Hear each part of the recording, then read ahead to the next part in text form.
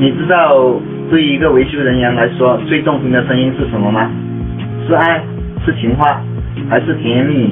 不是这个声音。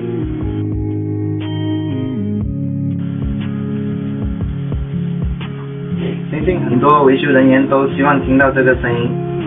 如果你不是做这一行的人，你看完我修完这台手机，你就知道为什么是最好听的声音了。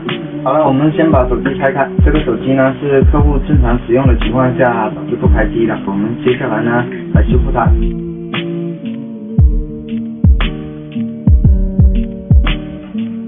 好了，我们先给主板新上松下。好了，我们拿出我们特制的去除电池保护板的电池，来烧一下。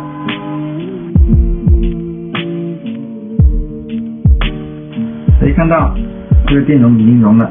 我们显微镜下观察这个电容，然后我们再放大，就是这个电容损坏了。那么我们直接把这个电容去除就可以修复了。